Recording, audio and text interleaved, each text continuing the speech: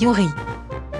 Elena était la benjamine d'une famille de bateleurs italiens qui sillonnaient l'Europe à bord d'une grande roulotte, gagnant leur vie en faisant toutes sortes de numéros. Les deux fils aînés, Silvio et Bernardo, âgés de 16 et 18 ans, jongleurs et équilibristes, marchaient sur un fil de fer tendu au-dessus de la foule qui se pressait pour les voir les jours de foire et inventait mille tours amusants et périlleux.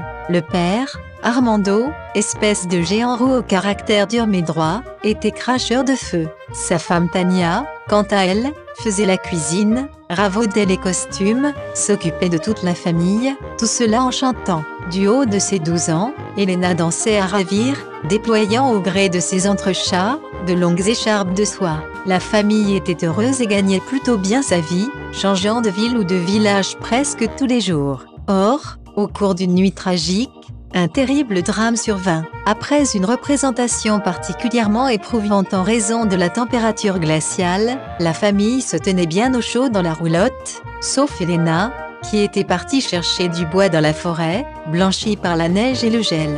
Une flamèche grésillant jaillit du petit fourneau à bois où Tania cuisinait en chantonnant tandis que les deux fils et Armando se reposaient en attendant le dîner. L'éclair du feu tomba au sol, sur un tapis qui s'enflamma d'un coup. À peine une minute plus tard, les bouteilles d'essence du cracheur de feu explosèrent. En quelques instants, la roulotte prit feu et les parents et les frères d'Elena furent emportés dans l'incendie. Lorsqu'elle s'approchait de ce qui fut sa maison, son refuge à jamais disparu, la fillette ressentit une indescriptible douleur.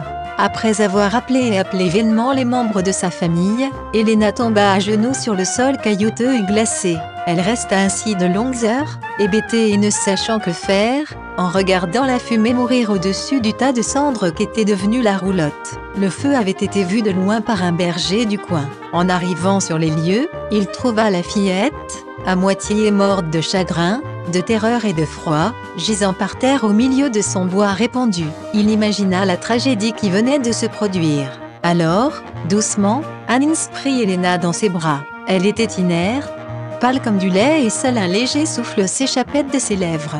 Il l'emmena dans sa petite hutte, située à 5 ou 6 kilomètres de là. Le chemin montait durement dans la forêt de Grunewald, et la grande neige rendait l'ascension difficile mais Elena était aussi légère qu'une plume. Hans prit soin de l'adolescente du mieux qu'il put. C'était un homme bon et chaleureux, qui possédait un beau troupeau de moutons et quelques chèvres. Son immense chagrin avait rendu Elena muette. L'homme, silencieux par nature, et la jeune fille qui ne parlait plus ne s'en comprenait pas moins bien. Le regard de la petite orpheline se perdait dans les grands yeux tristes du bon berger. Quelques mois après le drame, alors que le printemps s'annonçait, Elena se promenait dans la forêt lorsqu'elle entendit un coup de feu puis un hurlement de bêtes blessées à mort. Terrifiée, elle se cacha au creux d'une souche et vit passer, quelques minutes plus tard, 4 hommes hilars traînant un ours mort en braillant des champs allemands à tue-tête.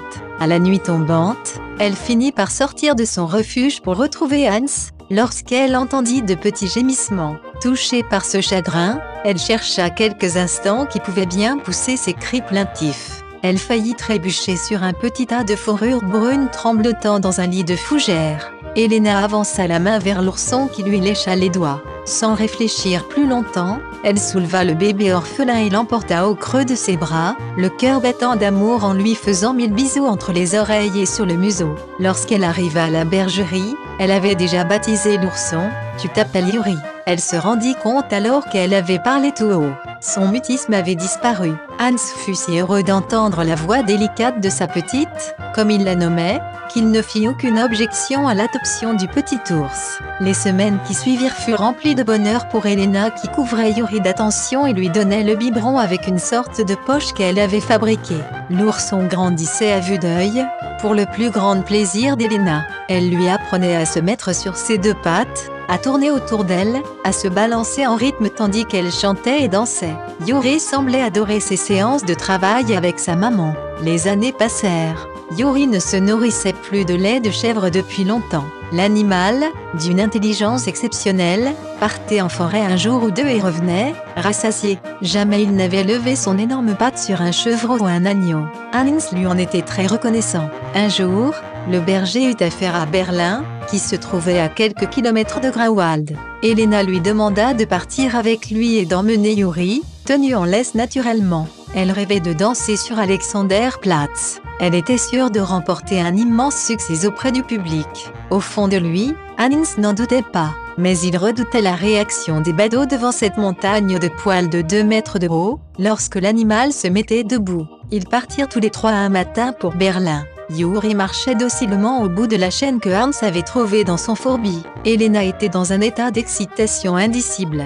Elle s'était cousue une jolie robe à volants et avait fabriqué une dizaine de longs foulards colorés avec les tissus qu'Hans avait achetés à un colporteur de passage. Arrivée sur Alexanderplatz, la jeune fille, belle comme jamais, se mit d'emblée à danser avec Yuri. Comme l'avait souhaité si vivement Elena, la foule se pressa bientôt autour d'eux, les acclamant, battant des mains, s'esclaffant devant ce spectacle extraordinaire. À un moment du numéro, Yuri ouvrait son énorme gueule et faisait mine de dévorer la danseuse. Il y eut des cris, des gens prirent peur. Pendant cet exploit, Elena avait toujours le sourire aux lèvres et ne semblait pas effrayée. Mais, sans réfléchir plus avant, un jeune soldat intervint, sortit son pistolet et tira sur Yuri. La bête s'effondra brutalement, sous les hurlements d'Elena qui se précipita sur son protégé, en pleurs. Herbert, le jeune soldat, fier d'avoir fait mouche, s'avança pour recueillir les remerciements de la jolie danseuse qu'il avait sauvée d'un si grand danger. Les yeux fous de colère, ivre de fureur, Elena se retourna vers Herbert et se rua sur lui en le bourrant de coups de poing, de coups de pied. Herbert n'y comprenait rien. Hans, blanc de rage, expliqua en quelques mots au héros stupide qu'il s'agissait d'un spectacle longuement répété et que sa petite ne risquait rien. Inconsolable, Elena restait blottie entre les pattes de Yuri, inanimée. Elle pressa son oreille contre sa poitrine. Il lui sembla entendre, mais non. Yuri était bel et bien mort. Herbert eut alors une réaction inattendue. Il se pencha à son tour sur l'animal et lui imprima de toutes ses forces des pressions régulières sur la poitrine. En nage, le jeune homme s'appliquait, s'acharnait sur l'animal, ne lâchait pas l'affaire. Après de longues minutes d'effort, Yuri réagit et d'un coup de patte se débarrassa de l'individu qui l'oppressait. Herbert se retrouva le nez par terre. Elena, hurlant de joie, couvrit son ours de baisers fous. Hans aida le soldat à se redresser et le serra chaleureusement dans ses bras. Yuri fut tendrement soigné, dorloté par sa protectrice et se promena pendant quelques semaines avec un beau pansement. L'année suivante, Hans mena Elena, toute de voile blanc vêtue, jusqu'à l'autel de la cathédrale Saint-Edwige. Herbert, en grande tenue d'officier, entra à son tour dans l'édifice, tenant Yuri par la patte.